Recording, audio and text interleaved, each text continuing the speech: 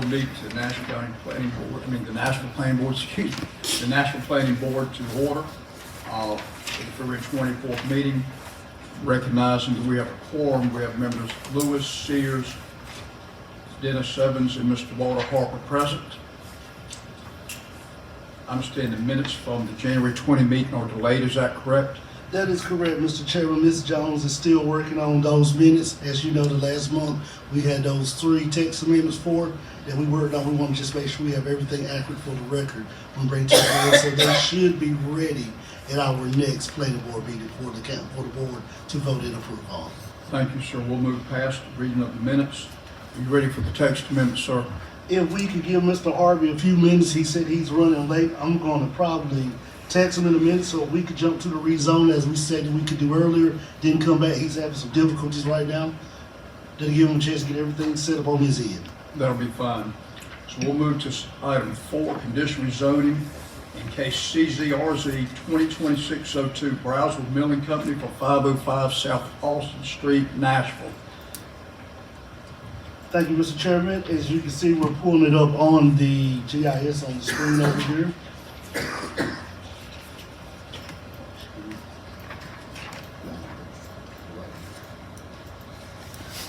Mr. Chairman, as you can see, Ronald Trey Braswell, owner and operator of Braswell Milling Company, has submitted to a request to rezone the residential property located at 505 South Austin Street from R10 to CZNRB1 for the purpose of utilizing the property for professional office space.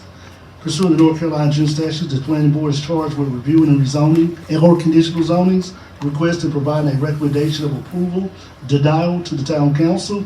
The Planning Board recommendation shall include a statement of consistency addressing the adopted plans and policies on file. If you turn to page 1 in your packet after the agenda report, Yes, sir. you can see that Mr. Braswell did submit another conditional zoning application. Mr. Braswell, on page 2 in your report, answered the statements of justification. We will read them out for the benefit of the public. Describe how the conditional zoning request is consistent with the Town of Nashville Comprehensive Plan, zoning ordinance, and any other official plans as applicable. I will have to lean on the town for this. I'm not enough about the technical details. So Mr. Braswell, when we talked to him, he asked that this rezoning request for conditionally would not cause harmony to the property, being that he's asking for it conditionally and not an out-fledged rezoning. Of course, you know, with outlining rezonings, everything in the table allowed use is applicable if it has a permit or the delta for development standards or S for special use permit issued by the Board of Adjustments. Of course, with conditional zoning, Mr. Braswell has to pick what use he would like to use, which he has picked professional office space. Explain how the conditional zoning request will update the existing ordinance if there is any inconsistencies with the Town of Nashville Comprehensive Plan, zoning ordinance, or any other official plan is applicable. Once again, we just explained that while all plans on file do have conditional zoning now, conditional zoning is a tool by the town that we can utilize to also control and protect growth, so you can let growth like these businesses expand in these type of places, but the board and town council can control that growth with the conditions you can put on with conditional zoning. Explain why the conditional zoning request will be appropriate, beneficial, and in the general public interest sought to be rezoned. This will allow Braswell Family Farms to continue to expand our employee base inside the town limits and continue to invest in the prosperity and beautification of the town we love. We plan to improve the building while keeping it very residential in nature. It will continue to beautify the area. We have already landscaped the yard and plan to add appropriate fencing and hedging for neighbors. Also have our small team of people that will be in and out an hour of their 3 each a week daily will provide additional security for adjoining residents. Explain whether the conditional zoning request would adversely affect adjoining property owners and alter the character of the area. We plan to improve the building while keeping it very residential in nature. It will continue to beautify the area. We have already landscaped the yard, plan to add appropriate fencing, hedging for neighbors. I also have a small team of people that will be in an hour or 3 a week each weekday. Will provide additional security for adjoining residents. This also allows us to improve the historic headquarters to make the building more beautiful and updating safe for our current employees. Briefly explain the accessibility impact adequate public facilities, service, fire and safety, infrastructure, parks and recreation, stormwater drainage and topography that is currently available at the subject property. Trey just pretty much said he's just an egg farm, but I think this will not increase the strain of any of these municipal services in the town. Trey also submitted the necessary requirements that is asked for these type of conditional rezoning. If you look at the 5th page in your packet, you see Exhibit A. That is the meets and bounds of the property. We won't have to go through that. Trey also submitted the photocopy of the property, 505 South Austin Street, which is asked to be conditionally rezoned. And we also asked Trey to submit within a 500-foot radius of all the properties that will need to be notified. And if you turn in your next page, you will see everybody that got a letter notification of 500-foot radius from the town. If you turn in your agenda packet, you will see your staff report on page 1. Also, Trey has sent a letter in, and I will read it for the benefit of Trey tonight. Trey deeply apologized that he could not be here. He planned on coming tonight and have the staff here. Unfortunately, around about 4 o'clock this afternoon, Trey got pulled into another meeting that took precedence over this one. His rezoning was very important, but this is one that kind of came about of the blue that he had to be at. So Trey has submitted a letter on behalf of Braswell Building Company, doing business as Braswell Family Farms. We're sorry that we will not be able to attend the town meeting this evening. However, we want to express our extreme gratitude for being able to do business in the town of Nashville and to be able to expand our businesses. We are asking for this rezoning simply to expand our office space for our team. It will look and feel just like a home from the outside. There will be no new traffic because of this change. I, Ronald S. Braswell III, am in agreement with the rezoning request of 505 South Austin Street to be conditionally rezoned to conditional zoning, non-residential being 1. And I do attest to everything presented in the town staff report by Sean Lucas. Once again, thank you for your consideration. Ronald S. Trey Braswell III, and that will go in the record that he did submit that. If you look at page 1 of your rezoning request, as we stated, this parcel is 505 South Austin Street. Mr. Braswell is asking to have this rezoned from R10 to conditional zoning, non-residential B1. And if you look north of the property, and we'll pull it up here for the general public, north of the property is R10, south of the property is R10, east is R10, and B1 is Business 1, which is his main headquarters office right here where they operate out of, Braswell Family Farms. As the board knows, R10 in the town of Nashville is medium density. I don't think we have to clarify the definition. I think the board understands it's 10,000 square foot lots, residential. Conditional zoning, non-residential B1, I think the board already knows what our conditional zoning district is because we've done quite a few now. It is the district where we can conditionally rezone and that the applicant must select which use in the table of allowed uses they choose to pick. Mr. Braswell has picked office financial services, doing better known as professional office space in the zoning term, and our table of allowed uses is office of financial services. This property is slated for neighborhood services in the comp plan. Of course, in our neighborhood services, pretty much your preferred use is retail, professional service, restaurants, office, institutional use, and government facilities. And as we stated, Trey is looking for professional office space, office financial, and services. If you turn to page 3 in your packet, you can see a picture of the property 505 South Austin Street. As we pretty much have already told the board, it is a 2-bedroom, 2-bathroom, single-family dwelling. And you can see the picture under that shows where we did post the property for that on February 4th, 2026 at 9 a.m. If you turn to page 4 in your packet, you can see that this property right here is slated R10 and Trey is asked for conditional zone non-residential B1. We will now get to page 5, the project history, so that we can get to the public hearing portion of this project. As we stated, Braswell Farms did apply for this on January 6, 2026. This property already has been serviced by town water and sewer. Public hearing notice were mailed out to 49 property owners within a 500-foot radius on January 21st. The legal notice was advertised in Nashville Graphic on February 12th, 19th, and 26th for the planning board and town council public hearing. The Harold D. Cooley Library was posted on February 5th along with the Town of Nashville Parks and Recreation Center and the Town of Nashville Town Hall. The Town TRC did review this on January 26, 2026. The recommendations will be given once we go through the project history. The subject property is not located within the floodplain. The subject property is located in the Upper Stony Creek watershed. The subject property is not located in the North Carolina DEQ water supply watershed. The town of Nashville future land use property has displayed as low density, not neighborhood services. Sorry for the oversight on that. And the town of Nashville Planning Board will be having a public hearing on this on February 24th. I think the planning board pretty much knows your 4 things of what you're here to do tonight, so we don't have to go over the review and recommendations. And the town of Nashville TRC did make a recommendation. If you look on page 7, we'll skip over the reasonable spot zone and come back to that next. On page 7, they did make a recommendation of approval for this. The town TRC's reason why is because changing the land use from R10 to conditional zoning non-residential B1 to allow professional office space, office financial service according to our table allowed use, does not model the town Nashville comprehensive plan, but understand that this conditional rezoning request is valid with the office building already in existence 40 feet away from a residential neighborhood owner. If you go back to page number 6, we'll jump back now to reasonable and spot zoning. Conditional zoning non-residential B1 2026 so one may be considered reasonable and in the public's interest because the request is not spot zoning because the subject property will be rezoned to conditional zoning non-residential B1 where this use is allowed.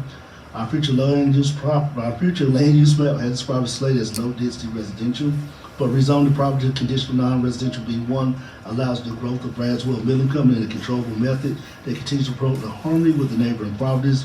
The allowed use that we're asking to be rezoned is already done at 104 East Cross Street, which is B1, which is exactly across the street.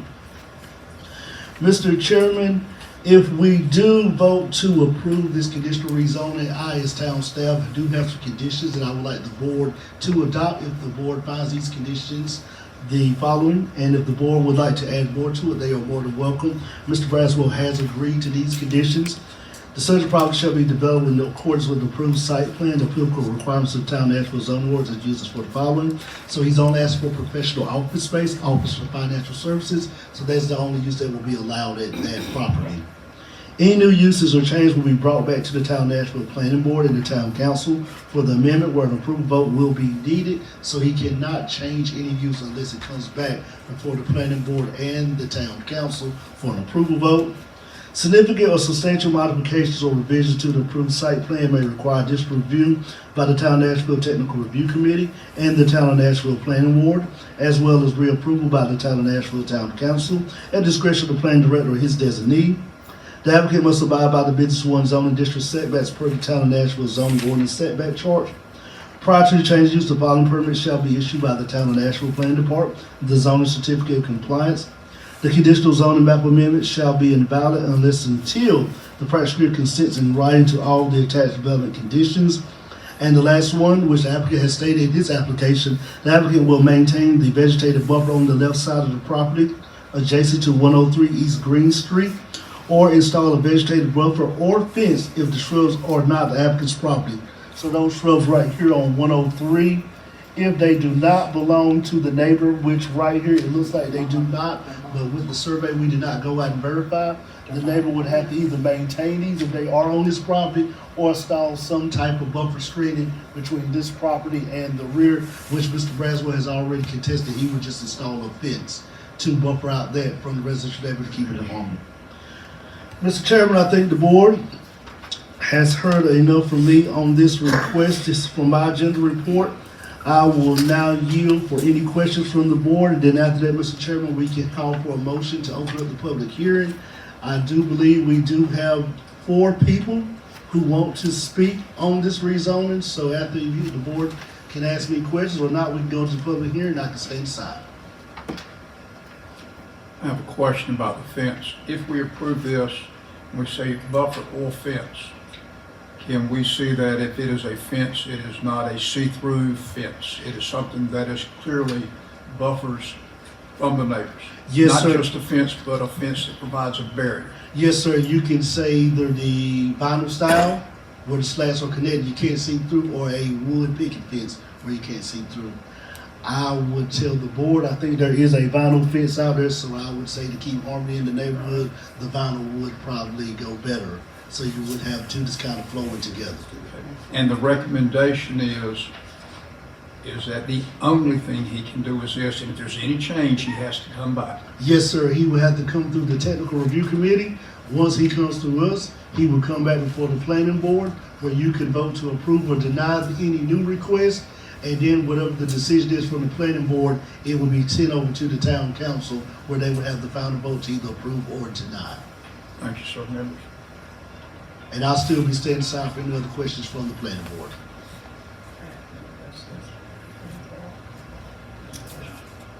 No questions at this time. Mr. Chair, if you don't mind, I will approach the bench and provide you with the sheet for the ones Very on the good. right. I'll entertain a motion to open this up for public hearing. I have a motion. Ms. Lewis has made the motion. Have a second. Ms. Evans is seconded. All in favor? We will go into a public hearing now. A public hearing in this matter. Those that wish to speak on this matter, if you would come to the podium, give your name, if you would, your address. We'd love to hear from you.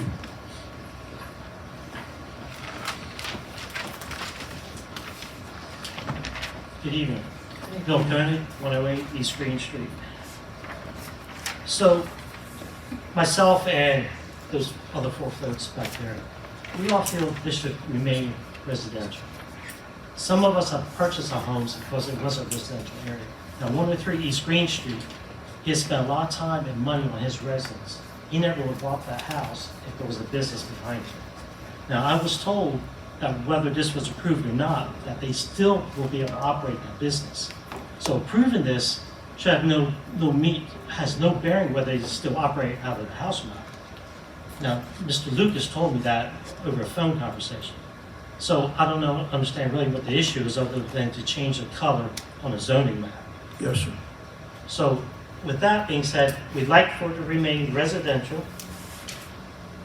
The other issue is if it got approved, what will happen to the next house next to it one day when that comes up or the next one? We don't want to see the whole block become non-residential B1 one day. We'd like for it to remain residential. We just had SHPO in town, a week or two ago, and they talked about how they want to preserve stuff. Well, here, we're taking away. It's residential, it's zoned residential, it should stay residential. That's why people bought their houses there. Now, also, this goes along with controlling the growth of Brownsville Milling Company. I have nothing against Brownsville Milling Company. I love their eggs. But let them go across the street or whichever direction. You know, if they want to come this side, we understand regardless of what happens, they still can operate out of that house. Let them operate out of the house. But I also understand that they're required to have 9 parking spaces.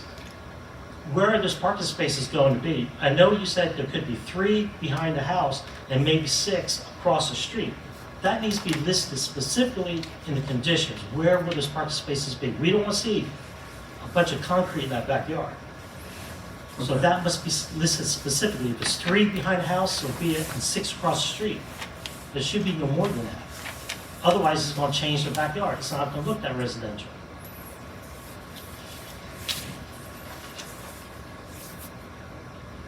Also, which you have brought up, Mr. Sears, about the fence. I had made a note of that as well.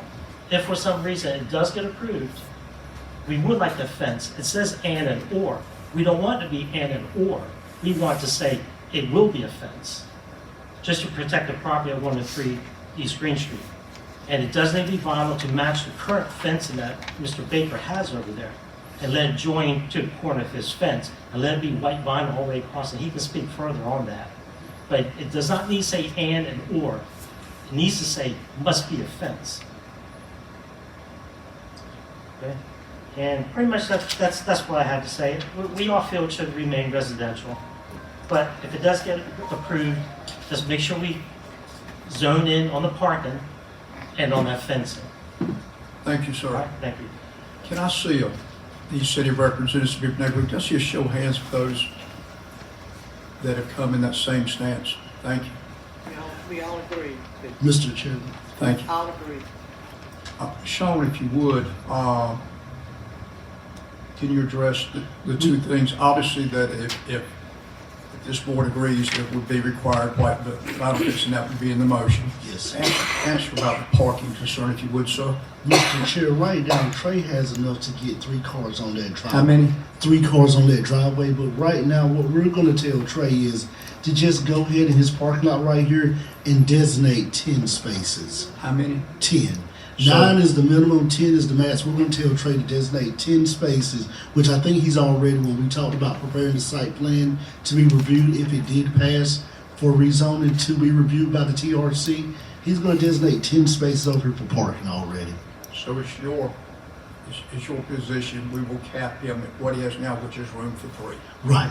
okay? And we would just tell him that any overflow would go over here, and I probably would advise him, once we got the TRC, if this did pass, if we got the TRC, one of my recommendations would be just have your employees park over here and have them cross the street into the property to work at. Kind of like what he's doing now over here for the Braswell Milling. The workers are parking over here, and then they're just walking across the street to go to work. We would just tell him the same situation, just show us the 10 designated spaces he will have. And he does have the right to challenge and say, well, I want to do 9. We thought to round up and just do 10 to be an even number. Okay. So anyone else from the public wishes to be heard from this matter? May I add one thing? Please, come back forward for me so the whole room can hear In you. regards to the parking, Sir? in regards to the parking spaces, it still needs to be specified that the driveway stays like it is then. We're not talking about redoing that driveway and widening it Sure. into the backyard. Okay. And that So can be, it just needs to be stated so we are all on the same page. and that can be a condition that can be applied to the development condition standards of conditional rezoning, that the board said the driveway cannot be widened. It must stay the way it is now. Okay, can be improved but not increased. Correct, yes, Very sir. good. Okay, Thank you. and I saw another hand. Come forward, please.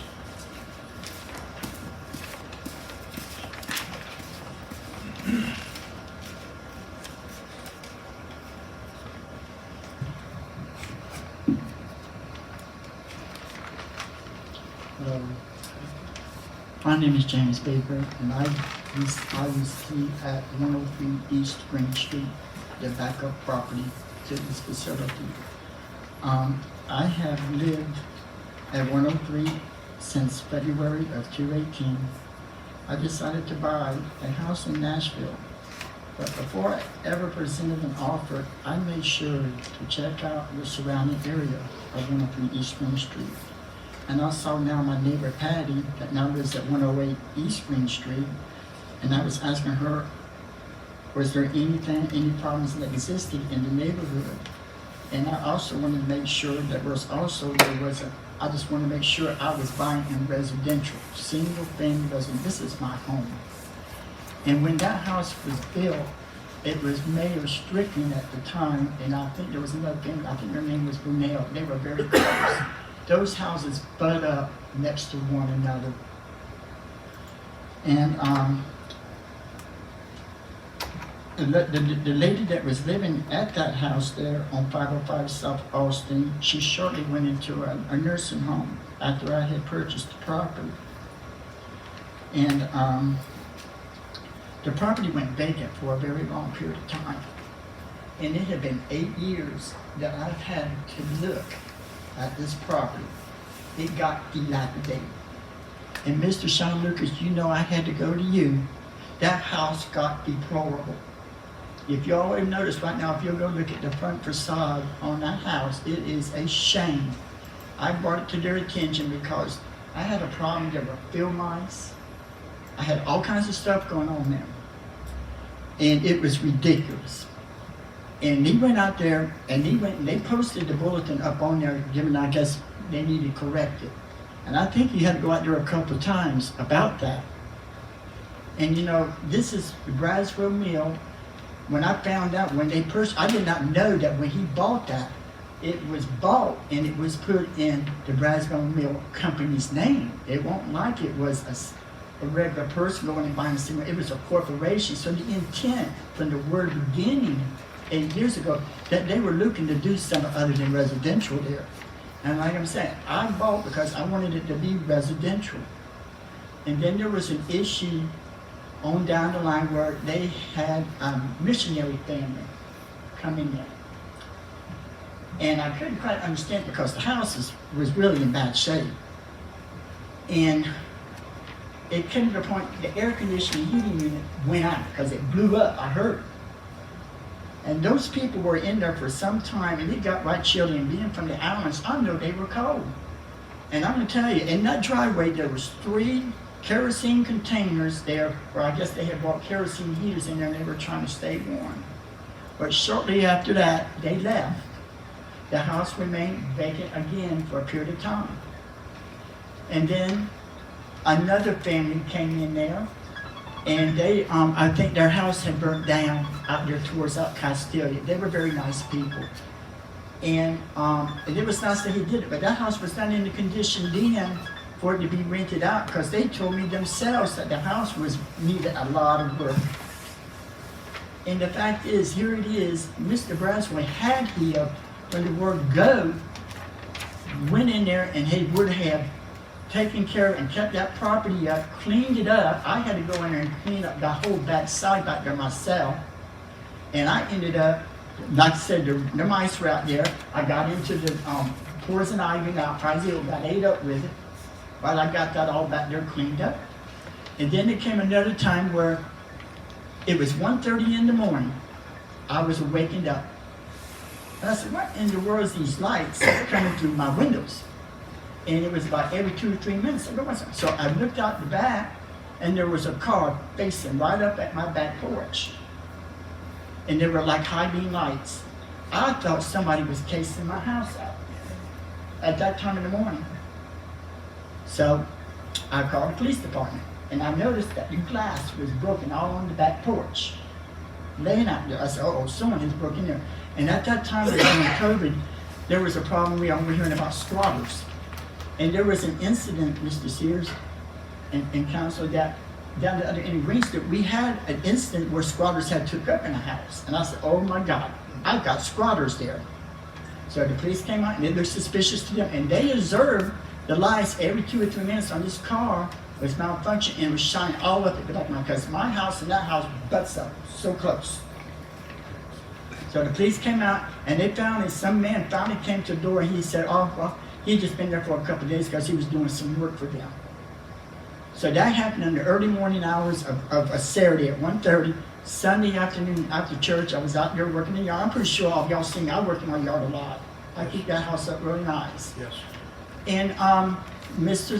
Scott, he came on over and he introduced myself. And that's the first time and the only time I have ever heard from anybody from the Braswell Mill. I've been there 8 years.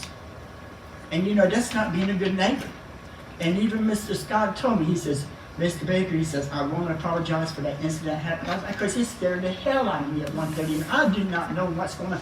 And matter of fact, all the rest of the neighbors around, we never knew what was going in and out of over there. So he apologized. He says, well, he says, I want to apologize. He says, I know that needs a lot of work around here. And he says, and we got to do better being a better neighbor. But I have never heard from him. And then it was shortly after that, it was a couple of days that the new air conditioning unit that they put in there malfunctioned. It sounded like it was like, so I finally called over there again. And I told them, and then the next day they had somebody out there, and they were out there for a while. There was something wrong while it was malfunctioning. But this is the type of behavior that I have put up with folks for 8 years. And this is my home. I know you guys would not want to go home when you walk out on your back porch and then you're staring right at that. And I don't want to hear car doors opening and closing all the time. This is my home. I know that after you've been at home, at work all day, you'd like to go home to your little piece of haven and have some quiet. And I can guarantee you right now, do you see tonight? This is not the first time Miss Braswell, he's never attends these meetings. He always has to send a message. Always so busy. Well, this is really important to me. I'm the homeowner there. And this is my livelihood. I have put a lot of time, work. This is my home, folks. And I just don't think it's right. I don't care if you call it spot zoning. It is spot zoning. Because you allow one thing start here, where is it going to stop? Where is it going to stop?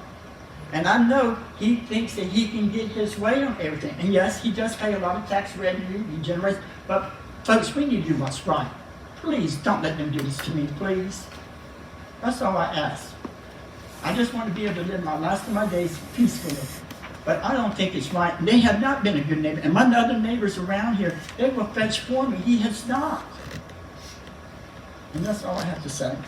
Mr. Baker, I thank you for letting us know that, especially the history of it.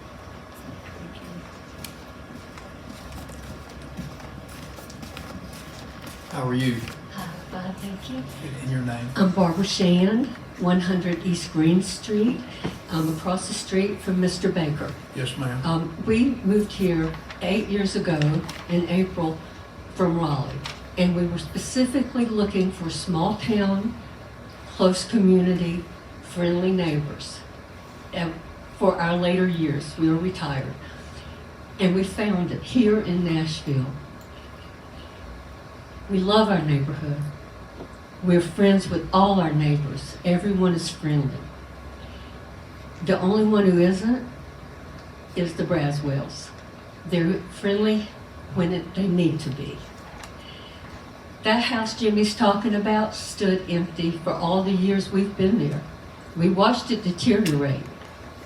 We tried to let the Braswells know how bad it was getting, till finally they did send someone out to put a board across the front where it had a hole was completely in there. It's a residential area.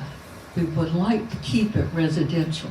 You change it into a business for one house, what happens to the rest of us? You're opening the door for a corporation to sweep in and take over. Many of us are in our 70s over there. What will happen as we completely age out? What will we leave our children? I would like to see it remain as residential. I'm sure Mr. Braswell has other places he can put a building or has a house he can put them in. But it's like he bought this house for it to deteriorate so that at some point in time, he could all of a sudden have this, which was a plan, to be put into place. I don't want disruption in my neighborhood. I really want peace and quiet, and I want another resident, not a business. Thank you. Thank you, Ms. Shane.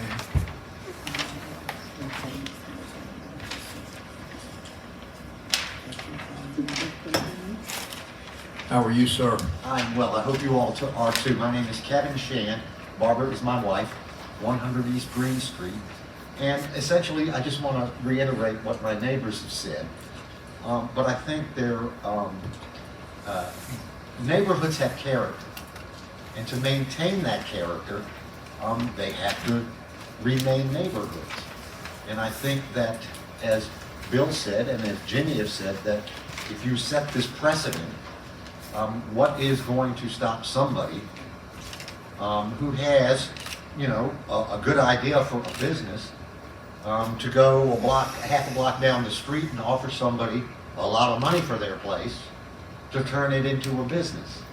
Because they know that conditional zoning is a route that they can take.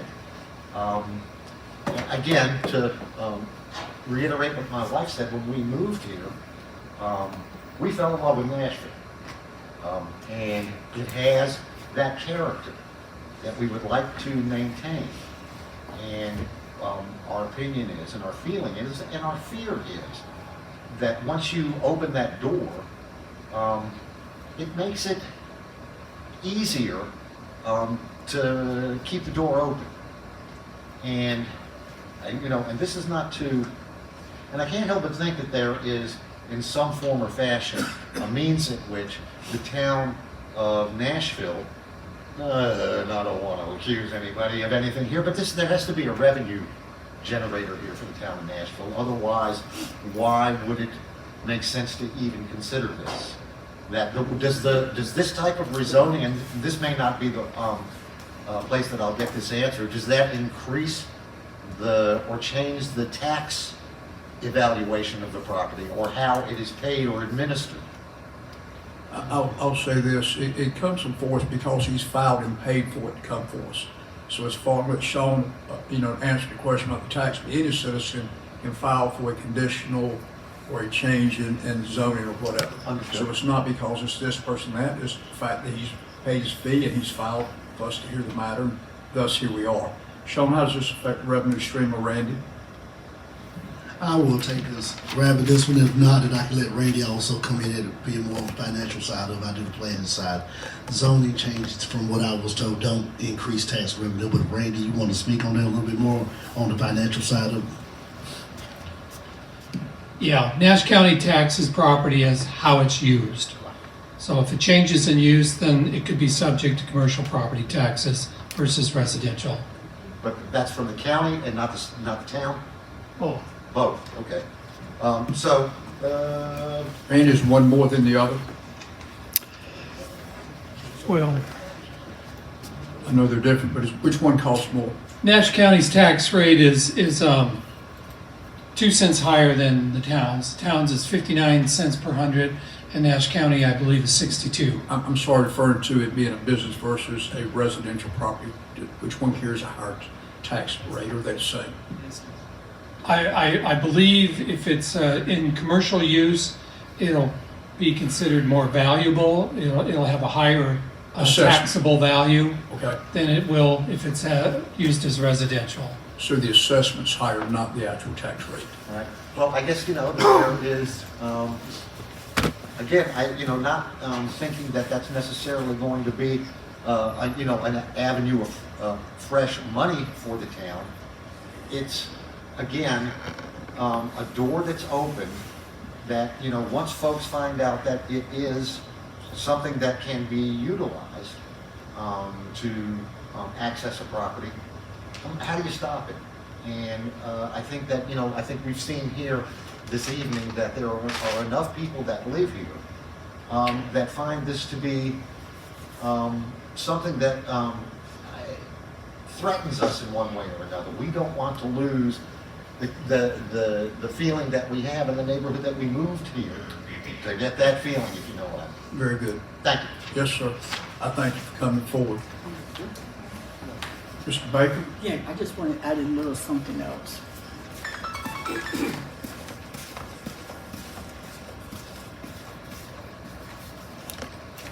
I had learned that didn't recently on the corner there of I think it would be Cross and Austin. Wasn't that y'all just had that rezoned from business to industrial? Wasn't that just recently done? Yes, Well, and I understood that Trey owns that, so if he needs more office space, why can't he go over there and build from there? I mean, it's on opposite corner. Don't come into where we are residential. And then this procedure here doesn't benefit me, and it doesn't benefit even the other neighbors around us. It only benefits only one person, and that's him. Yes, That's all I sir. have to say. Thank you, Mr. Baker. Hey, Nancy. Hi. Nancy Westbreak, Nashville Graphic. A couple questions. Do we know the age of the home? Is it possibly a historic home in any way? no, it was built in. 56, I think. It was built in 1956. Okay. And then, based on what some folks said, I wondered when it was last occupied. Do we happen to know? That I will have to get that to you. Nancy. I Okay, have to but check it's been unoccupied for about some 8 time. years. Okay. And it's basically, it was hard for me to tell looking there. It's basically across the street from current Braswell property, From the office building. from the one that looks like a house, but it's, Yes. okay. And then the last question is regarding that has a fairly big parking lot with it. Yes. Do we happen to know how many spaces he has in that parking lot? We will have to go out and verify by count.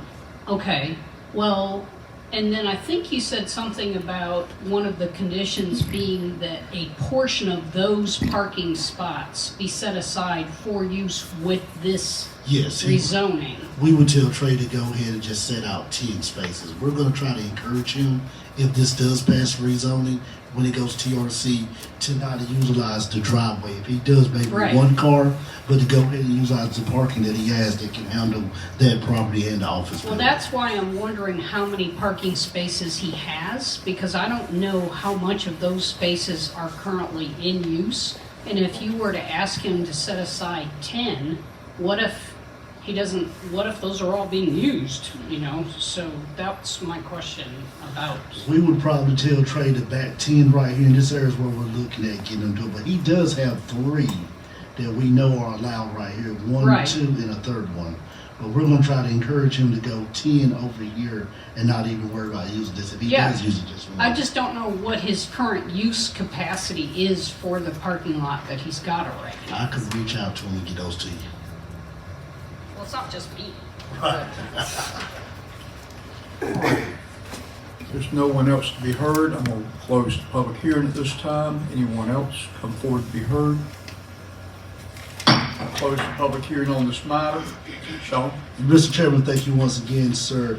You've heard the TRC recommendations back on January 26, 2026 at our meeting. These staff recommendations are as follows. Our 2021 comprehensive plan designates this property as low-density zoning district. By approving this conditional rezone, the planning board would be voting against the town's future land use map, but it would show consistency since these parcels of land will be used for professional office space services. The applicant is changing the single-family dwelling into a place to use professional office space, and for the additional staff, but the applicant has already stated in the application, they would not do nothing to the aesthetics of the house to make it not look like a house. So the staff recommendation is to approve the conditional zoning to B1 CZNR-B1 for the use of professional office space with the approved conditions, also adding in the one that the town member citizen came and said that the fence must be white vinyl to be continuous with the one already in existence, and also having Mr. Braswell know that he cannot increase the driveway. He can repair it, but no increase of the driveway in the backyard. Those would be my recommendations and conditions for this conditional rezoning.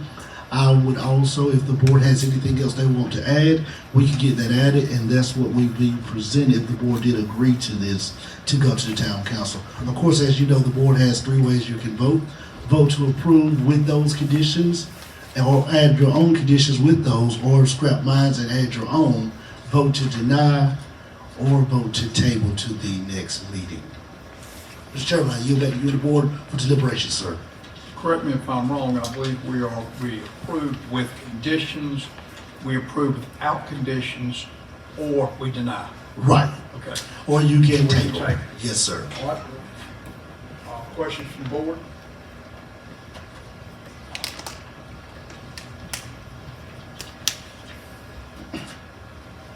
If there are no questions from the board, what's your pleasure for a motion?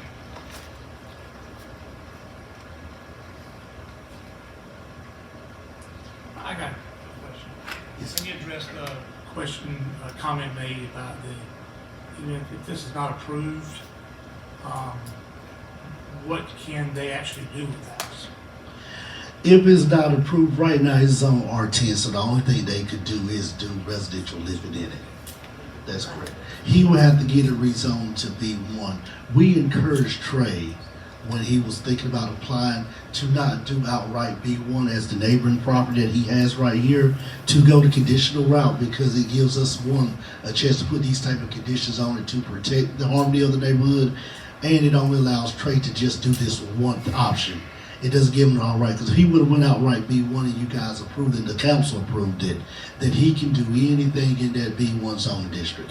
We want to make sure we protect the status of the neighborhood by offering conditional. Now, again, correct me if I'm wrong, Yes, if we sir. deny it, it still goes to council. Correct. Council can go against our suggestion and approve or do their own conditions or denial. That is We're an correct. advisory board, ours is not final. Yes, sir, that is Okay. correct, Mr. Chairman. So Dennis, to answer you, if we deny it, it goes to council, and they will take ours under advisement. What's the pleasure of the board?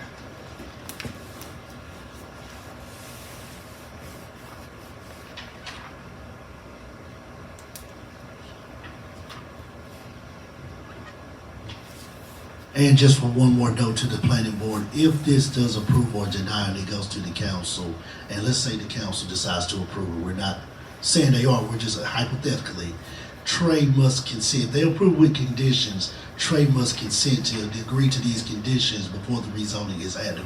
If Trey denies the conditions, then of course it becomes not an added rezoning and we bring it all the way back and run its course again. Right, and again, we're making a recommendation to council, this isn't the final.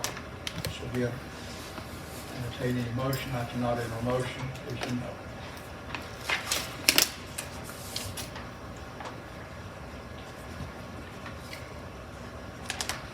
Mr. Chairman, I make a motion that we to deny it. If the motion denied, I'll have a second.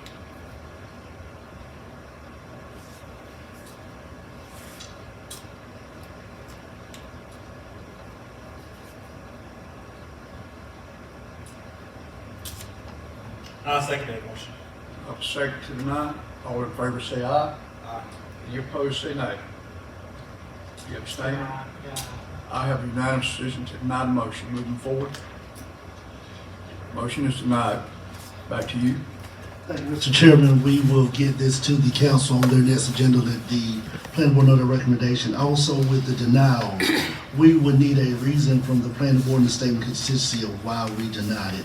And I think we have that provided in your packet. So if the planning board is agreement with the one we have provided, let's see. The one present states is denied because it is We can say they that. do not see consistency and reasonableness in the zoning request. Right, so we would just say that the That's planning your board. motion, Foster. Ready to open the public hearing? Yes, sir, Mr. Chairman. Open the public hearing at this time for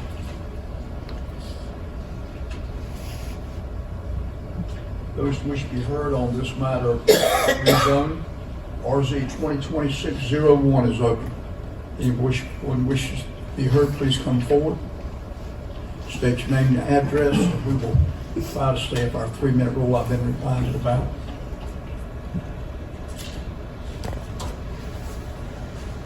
How are you, sir? I'm doing good. How are y'all? Good afternoon and evening, and I'm glad that y'all give me the opportunity to come up and speak. What I'll say to y'all, here we go again. I was here in 2020 when Mr. Hurt proposed special use permit for multi-level compact housing, whatever you want to call it, large complexes. People came out in droves, said this isn't consistent with the neighborhood and what we normally would expect. I've asked around, I've made several calls. I'm trying to find out what exactly Mr. Hurt wants to build on this parcel. I think this is an end around to what we went through in 2020, personally, because I believe O&I allows apartment complexes and things like that to be built on it. I don't agree with that. We do live in America. People buy land, they have a right to develop it, but I like for it, what I've heard consistently tonight, consistent with the area that it's being developed in. I will tell you this, I've lived on Westwood Circle now for 33 years. I've been through Floyd, Fran, every hurricane that's ever come along. We've lost half our neighborhood to floods. This parcel that Mr. Hurt bought floods in the back. I don't think I'm telling y'all anything that a normal person living in Nashville doesn't know. And that was what was wrong with his plans in 2020. Didn't really take all this stuff into account. But if this was going to be like 9 acres and there's going to be 9 homes built on it, residential homes, I don't have a problem with that. That's what the land is, R10, that's what allows somebody to be. I just don't like the idea of having compact housing right, at my back door. And I drive by this place every day on the way to work. I actually thought Mr. Hurt was, going to sell it outright for a place where somebody lives. He put a whole lot of work into it. I've seen it every day. But I guess it didn't pan out for him. He wants to do something different. But that's what I have to say. There's a lot of people at Westwood Circle that I think if they'd have known exactly more about what this project is going to be about, they'd come out and speak. Some folks have come out to speak. I plan to talk to my neighbors before next week on, I think there's another hearing March 3rd. Yes, sir. To kind of tell them what O&I means, because frankly, there's a lot of folks read this stuff, they don't know what it means. Sure. I've worked in government for 35 years, and I can tell y'all this, once it gets zoned, the way it gets zoned, the horse has left the barn. That's what happens. So we've dealt with this in my line of work for a long time. But I'd like for the board to consider that this is a residential area. If you drove around on Western Avenue and all around Clark Street and all those different roads and all, it's a lot of houses. You can see it on the aerial thing there. It's a little piece of land that's coexisted with us very peaceably, and it's a residential area. I think it's my time, so thank you. Yes, sir. Anyone else wish to be heard on this matter, come forward with state your name. Sir, we need your name for the record.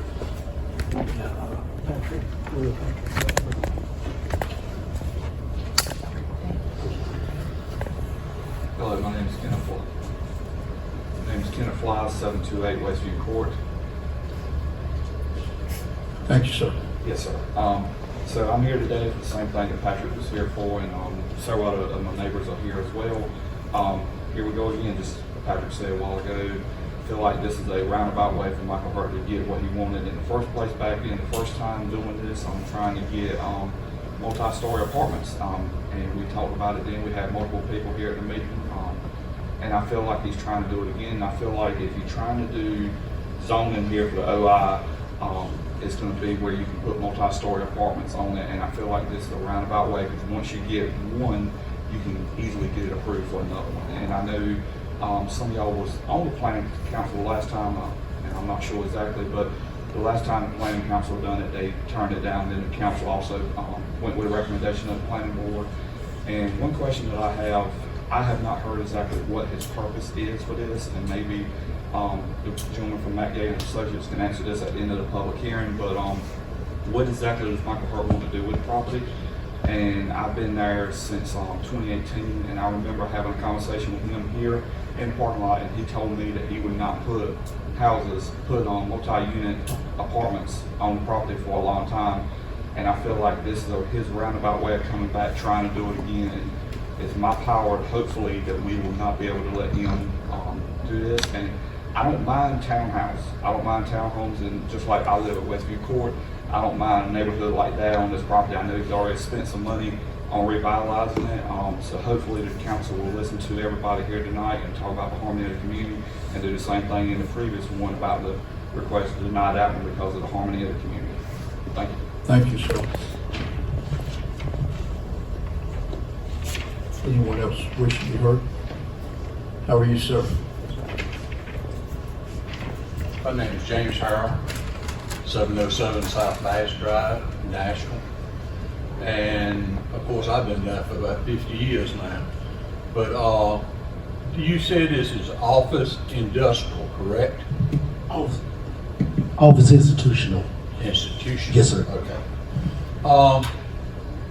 And the next thing, I got one more question is, didn't you say he'd already redone the house for office space? He has rehabbed that house. For what? Right now, we don't know of his office space, but we do know that he has rehabbed it. Okay, because I know it's a difference in the buildings when code from you go from office to. And my question was, if they had revamped it for office space, who gave him permission to do that? I don't think he revamped it for office space. He just rehabbed the house. Okay. Well, number one, I don't think it should be there. It's R10. Everything around it is residential, but all sides except once you cross the creek going into the park. So it's just turning it into an office space or institutional. I disagree with 110%. Whether y'all approve it or not, that's up to y'all. But if you talking about earlier you said this property was not going to be, the other one was not spot zone. Okay. I don't know a whole lot about zoning, but I do know something. If if you creating a space in the middle of something or a different thing, changing it, that is a spot. Whether that amounts to a hill of beans, I don't know. But I do disagree with him trying to do anything commercial on that property except a R10 residential. Thank you for your time. Thank you, sir. Anyone else wish to be heard? I close the public hearing on this matter. What questions do we have for staff? And Mr. Chairman, if you want to bring Mike Tolson back from Matt Gain Associates Interest, anything you want to look. Let me ask you a question. Yes, sir. To answer kind of what was said. If this is approved, can the house be demolished and apartments put there? If it is approved, O&I does allow apartments on the property. So- O&I does, well, not on that property, just in O&I zone. Does he have to come back before anyone to do that? They would have to submit that to the TRC, and then the TRC will review it, bid its outline, rezone O&I. After the TRC reviewed it and made recommendations, once they make the recommendation that's approved, we would issue the zoning certificate application for them to complete. Would an option for the planning board to be to issue the conditional zoning? They did not ask for conditional zoning, they asked for outright zoning. If it was conditional zoning, then we could add some conditions to it, like we could deal with the So it approval. could be denied and ask for conditional zoning that allows the owner to use the existing structure without coming back. Could. I'm just asking. That's kind of gray area, because I mean, you could, but you couldn't, because that could be one of the conditions that the board could do with Mr. Hurt had to contest today. You mean that's a condition we put on as it is? Right, we're doing conditional zoning, but then we're doing outline and rezoning. I'm just listening to the comments from the Right. council about if you open the door, you know, here comes what he originally wanted to do, which I know council set aside. Right. I do take exception that, you know, part of concern was here was this nice house, it's been there for so many years. I remember things being said about all the trees in the yard. So much concern about the trees being cut down. I remember that, even though I wasn't on this board. So I'm just trying to follow through with their question. I'm not Yes, reading. Right, I I'm understand. listening, and their thing was, well, how do we keep what it is? If that's what it's going to do, is just mask with something else. Can you add something to that, please? So I can tell you that currently my client wants to have it rezoned to O&I because he can use it for the existing structure that is there. He can rehab it intact and use that existing structure to be neighborhood services internal. He has potential renters or potential lease people that are hoping to come in and use the space and to be able to charge market rate rent. O&I gives him the ability to charge market rate rent, much more so than a piece of property that is zoned R10. He is a commercial developer by history, that's no secret. But he has other projects in town that he is focusing on.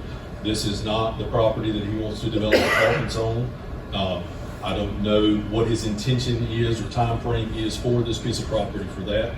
My understanding is that he wants to use the existing building intact as it is. He rehabbed it because he, intends to use it, and he has sort of heard what everybody said in 2020 very loudly, and is willing to listen, but he has to use the property in some way that can produce income in some way. By rezoning it, the value of it is much more marketable, it goes up.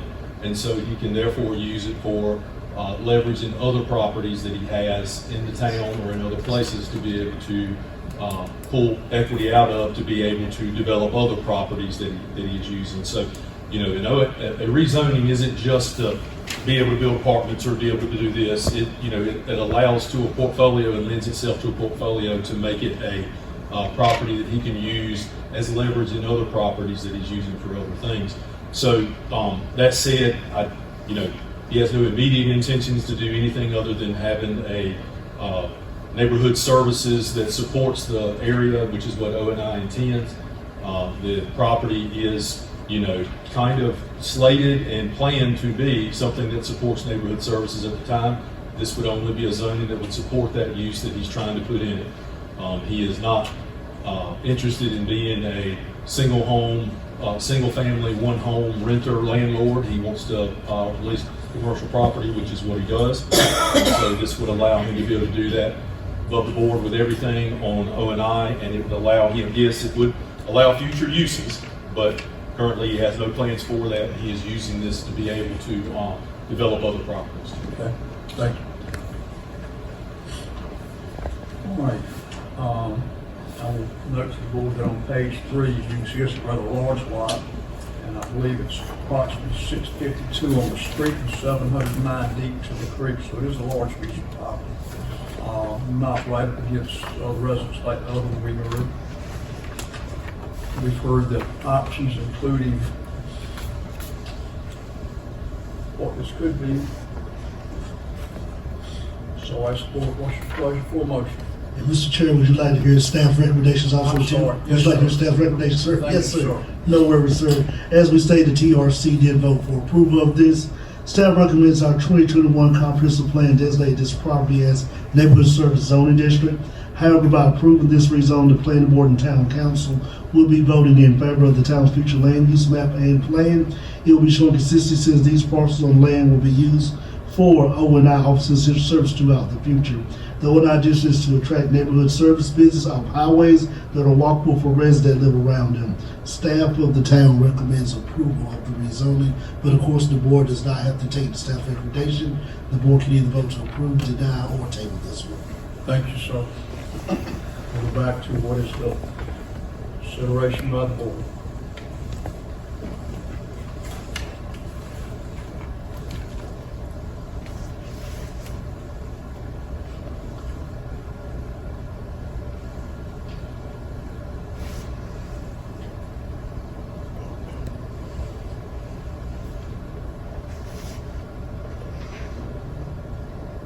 I vote to approve. Without conditions? With. So you, Without condition. I have a motion approved without conditions. Do I have a second? Do I have a second? If not, the motion will down the table. Do I have a second? I'll make the second. I have a second from Mr. Dennis Evans. Yeah, no condition. Sir? You said no condition. He said no conditions. Is that your second? Yes. I have a second. All in favor say aye. Aye. All opposed? I have one opposed. I have two in favor. Motion passes. Approved without condition. Thank you. All right, Mr. Chairman, as we told the earlier crowd, this will be coming back on the March 3rd Town Council. This is just an advisory recommendation. Please come out that night and also let your neighbors know to come out that night for the Town Council where a final decision will be made. Mr. Chair, I believe Mr. Harvey is ready. If we want to break for about 2 minutes, give everybody. 2 minutes. Yes, sir, to give everybody a chance to clear out so we can get started. Mr. Chairman, we were able to get Mr. Harvey up online. He is here with us this evening to go over the shipping container updated ordinance.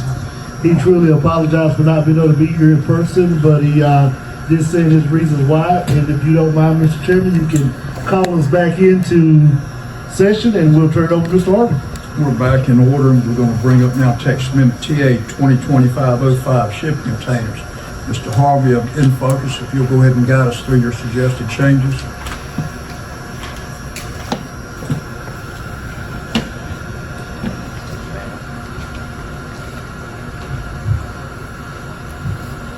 Mike, were you there? I am here. All right. Yes, sir, the floor is yours. All right, good evening, and thank you all for your accommodation. As I told Randy and Sean, unfortunately, we've got 2 children that tested positive for COVID, and as of this morning, my wife now has it, so I'm hidden and bunkered down, and I really did not want to risk bringing something to you all, so I do appreciate the accommodation. Thank you. We also thank you. Well, a simple mask I don't think would have fixed this, and I wasn't going to take the risk with you all. So, at your last meeting, you tasked the staff with completing several tasks. They have been taken care of. Board members asked us if we could tweak the ordinance, and I'm specifically talking about the subsection M, standards for residential land uses, clarifying setback requirements. Remember, what I've done is tweak the language and then highlighted the change in yellow so it's easier to see. So we have units shall meet all applicable setbacks to the district where the unit is located. Those setbacks are those associated with permanent accessory structures. We've also included language at one of the board members' requests indicating the unit shall not be located within any required front yard setback. That's your principal front yard setback, just as a means of clarity. We've also indicated the unit shall not exceed 144 square feet. That is the number that staff and I appear to have been tasked with using by the elected officials. So a temporary storage facility cannot exceed 144 square feet in area. That is effectively a 12 by 12 unit. Were there any questions on the residential side before I begin summarizing the commercial side? No, sir, that's pretty clear on what we discussed last meeting. Go right ahead.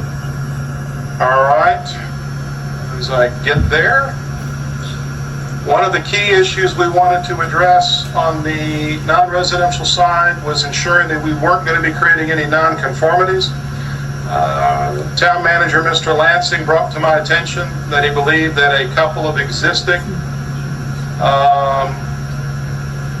non-residential land uses had more than 3 units. So we eliminated an existing, or a proposed standard, excuse me, that would have limited anywhere from 3 to 5 units. Because again, we can't create non-conformities. Under temporary storage and shipping containers, Mike, we did. Hold on Sorry, just a minute. yes. Michael. Sean has a question. Can you share your screen so the board and the general public can see it, sir? Yes, I can. Thank you, sir. And then you can continue. Sorry, I thought you were sharing. Can everybody see my screen now? Yes. Okay. Sean and Randy had also asked that staff add O&I to this list where temporary structures are permitted. That again was to ensure we're not inadvertently creating a non-conforming scenario. The last major change, as directed by the board, was ensuring that there were standards dealing with the display of shipping containers for sale or lease. This presumes it will be located as part of an allowed land use, which, if you recall from our last meeting, we will allow this type of business in one district, and this is the criteria for which a principal land use will have to address the display of shipping containers for sale or lease. It has to be part of a legally permitted sale rental operation with on-site office. They cannot be stored or displayed on a separate parcel of property. As we all know, they cannot be stacked. There's going to be a 25-foot setback from all common property lines. We are recommending a 10-foot wide vegetative buffer installed around the perimeter of the storage area. They have to be stored, displayed on an improved surface that's asphalt or concrete. They shall not occupy required parking areas, drive aisles, or required loading berths. We've limited to no more than 10 storage units to be displayed at any one time, and then no signage will be erected on the unit themselves advertising them for sale. The advertising will be handled as part of the principal land use, consistent with existing sign regulations. Mr. Chair and board members, that is a synopsis of the changes we made to address planning board member concerns from your last meeting. And as we stand now, Mr. Harvey, they're allowed in light industrial, correct? And Light industrial, correct. And industrial. Correct. Are they allowed in any other area under this? No, sir. Are they allowed in B1 under this? No, sir. That's not the direction that I think staff or I received from the board. If you all would like to make that recommendation, you can. And obviously the town board will be taking up this matter and make the final decision on where they would like the land uses to occur. Okay. Very good. Sean? But I'll reiterate what you all heard last month, and this is not designed to tell you what to do or suggest a course of action for you, but obviously the town staff was only encouraged to allow the land uses within your industrial districts. Okay, and they're all allowed in residential if they become an accessory building and built under code under Nash County's guidance, correct? Yes, sir, Nash That's County. what- Correct. Nash County State. They can become permanent, as long as they are brought into compliance with any applicable code, either local or even state building code. Understood. Now it's a discussion last meeting with Mr. Strickland. Okay. All right, Sean, what do you have for us? Mr. Sears, this is not a public hearing since we had it last month, but we can let the general public do speak. I do believe we have one person who wants to speak, so we can open the floor, let them provide comments. Okay. Even though it's not a public hearing, I see Mr. Sandy wants to speak, so Mr. Sandy, you come forward and we will limit this to 3 minutes.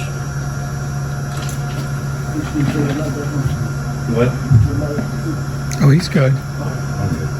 Chris Sandy, 720 South Body Street, Millwright Supply. I have a little handout for you, which you all have in your email.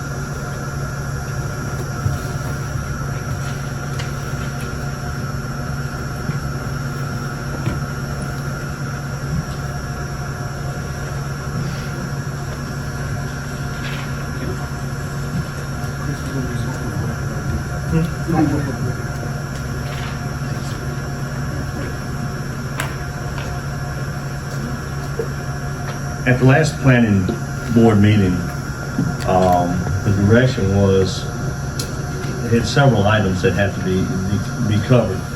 And not all of those were addressed. And I've gone through here this and also with the National Oversight Council and looked at all these things, and there's 13 different things of inconsistencies and ambiguity that need to be, I think, addressed in each one of those. I mean, all this S1, E1C, blah, blah, blah, it's a puzzle. But if you look at these things, number one, I think Sean's already said that it's going to be corrected, and I heard something contrary to what we're talking about. On the chart of zones, it was supposed to be added I1, B1, and also O and I. Correct? Yeah, and so we need to do that. And so that was one of the items on here. It's also referring to shipping containers and some things as storage units. Shipping containers are not storage units, they're building material. So there's a lot of ambiguity throughout this whole thing in reference to those things. Some big things that we've seen too in the about a vegetative buffer or a 5-foot screen on a 10.5-foot tall shipping container just makes no sense. It's just an added cost. It's not hiding anything. And when you display the units, I'm summarizing all of these things on here, these 13 different things. When you display the units, you need to show them. You need to be able to say, hey, this is for sale. Or we're going to go with the car dealers and say, hey, you can't put a sale sign on these cars. You can't say these are for sale, because you know how they open the car hoods and it says sale, or, for sale, or whatever.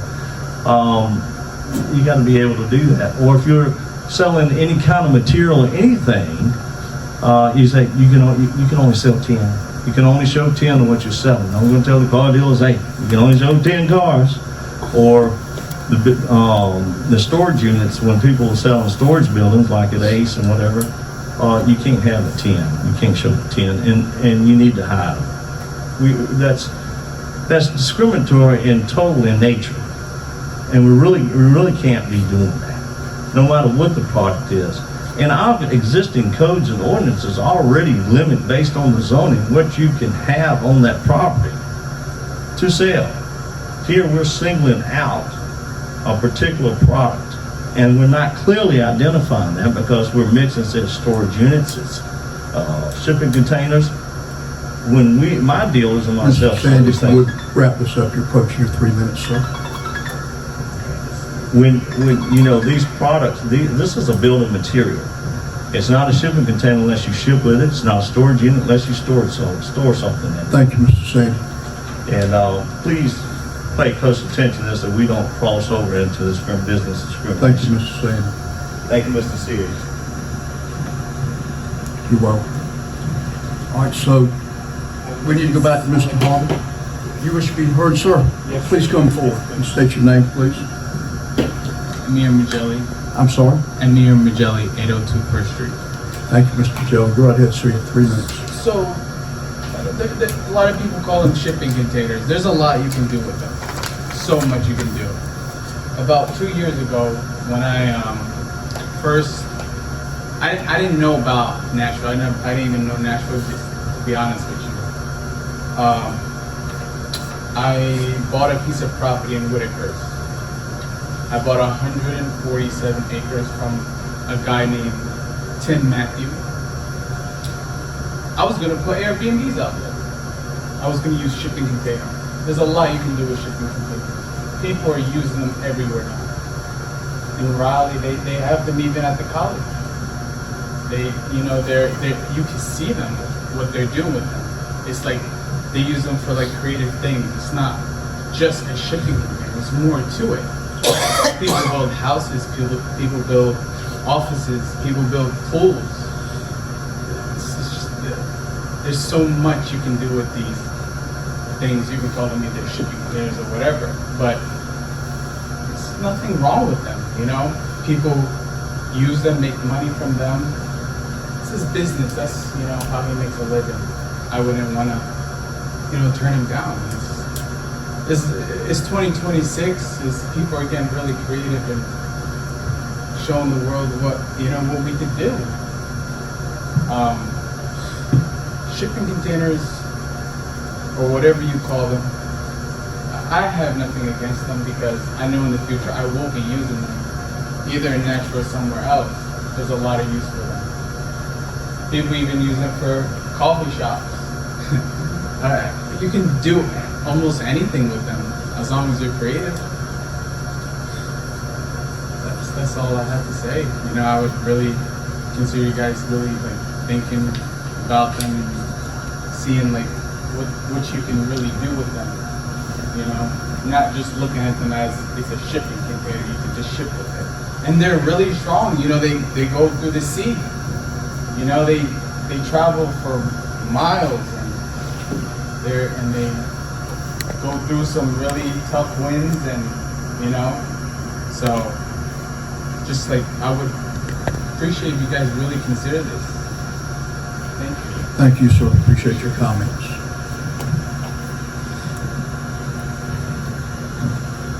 Sean, any comments? No, sir, Mr. Chairman. Mr. Sandy did point it out. If it did pass in B1I1, then we would make those corrections when the final draft is approved, if it did pass for that.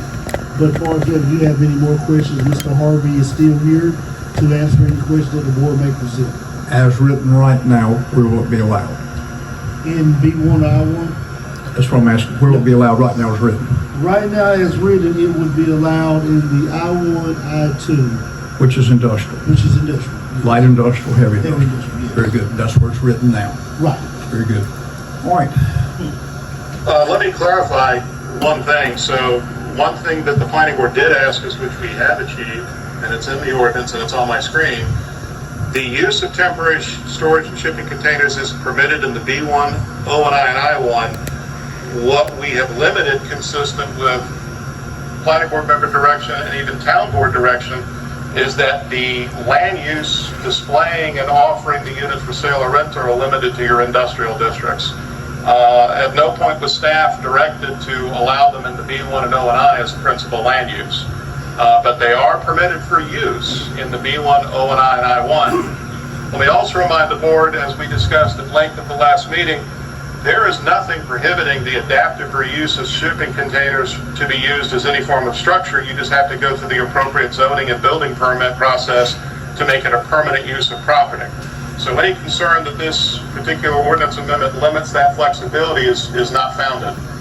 You will have to go through the appropriate permitting process to bring the structure up to the applicable standard so it can be used for human occupancy, and that is standard for most land uses when you're establishing on a parcel of property. So I respectfully submit the ordinance amendment as meeting both the planning board interest and the town council interest as we as the staff have been directed. So thank you very much for that. Thank you. Any questions for Sean or Mr. Harvey? question for Sean, Mr. Hall. How does this compare to if I wanted to, let's say if I had a location that I wanted to sell shipping containers. I wanted to display them in whatever, which is applicable based on our zoning. What does that compare to if I wanted to display storage buildings? Where am I allowed to do storage buildings? How many of them have it? So maybe there is a jargon thing here, you know, we're talking, is it considered to be a building material, like Mr. Sandy indicated? Or are we talking that it need to be displayed as like a storage building, like Bales, you know, they have a couple of little storage buildings outside of their property, so. Mike, you want to take this or you want me to grab it? So I'll start with you can finish, and obviously Randy and other staff can jump in, but the blunt response is you can have as an accessory use to many of your home industry businesses like your Lowe's and your Home Depot and Ace Hardware, and as an accessory use, the display of merchandise for sale, which would include storage units. They have to be located in specific key areas. They have to be and meet any applicable landscaping if required by the current ordinance. They can't be in required parking. They can't be in required travel ways. The distinction here is that we're looking at a principal use of property being the display, sale, or lease of these units versus them being an accessory use to a principal land use of property, which would be your typical home supply stores. The town does have legal authority to dictate where they would like these types of land uses to be displayed, and there quite frankly is a distinction between general retail operation, whether it be car sales, whether it be home supply sales or whatnot, which are restricted in your own code currently in terms of what districts they can be permitted in. The industrial districts is where the town council has indicated a preference for this land use to be, and we are obviously following through with the direction that we've been provided. In my humble opinion, it does not create a disconnect or an inconsistency, as the town has full legal authority to determine and regulate where they want land uses to be placed within its community. Sean, I'll defer to you now for the rest of any answer you wish to offer. And that's a fair, I understand that, but if I wanted to create me a business to sell storage buildings, am I going to fall under the same zoning regulations as if I wanted to sell these type of shipping containers? I just want to make sure we are consistent. I no disrespect, and I think you do very well on how you provided the information, but that didn't really answer my question. My question again is, if I wanted to build a business to sell storage buildings, do I have to just do it, in industrial, or can I do it BM1, excuse me? That's my question. I want to make sure we are not, and this is not me saying I'm for or against this, by the way. This is just me saying I want to make sure we are consistent with, if the idea is to sell. From my standpoint, your current code would limit it to the industrial districts, sir. Are you talking about if I wanted to sell storage buildings, if I wanted to sell a shop, a lot? Okay. Yes, sir. That's the answer I need. Yes. Okay. Dennis, anything else? That's all I need. All right. I'm sorry, I do have a question. Has TRC seen these updates, and have they had an opinion, Sean, at this point or no? They have, and the TRC yielded not to make recommendations. When the council asked for us to use our consultant, the advice to ordinance has been updated, our ordinance to use him to kind of craft what the planning board and the council wanted in the work session. The TRC just stepped aside and said, we don't want to get involved with crafting it, we're just going to go with what was given by the council. Okay. I didn't know if there was a recommendation or some comments based on this new. Not speaking for the TRC, but I strongly know that they would just recommend what our consultant provides for them, because they would feel like if the council ordered the consultant to draft the ordinance, the consultant would take in the best interest of the town the citizens and the comments he's made from the planning board, town council, and the citizens that have spoke for and against this type of ordinance.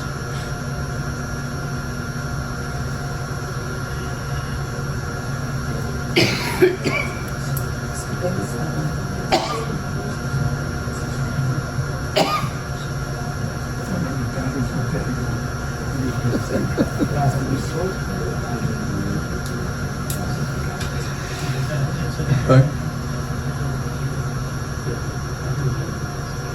I'll entertain a motion, and you'll clearly state what your intention of your motion is. We'll move forward. I have a motion. Ms. Lewis?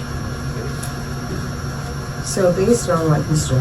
Harvey just said, if we cannot allow storage buildings to be sold in B1, I think we are creating a monster if we allow these to be sold in B1. I think we are creating some distinction there. So my recommendation would be that we allow these to be sold. Is it the I1 and I2? So I have go ahead, I'm sorry. As other Yes, I got you. things like this are being allowed to be sold. That would be my recommendation. That is your motion. That is my motion, yes, sir. I have a motion. Do I have a second?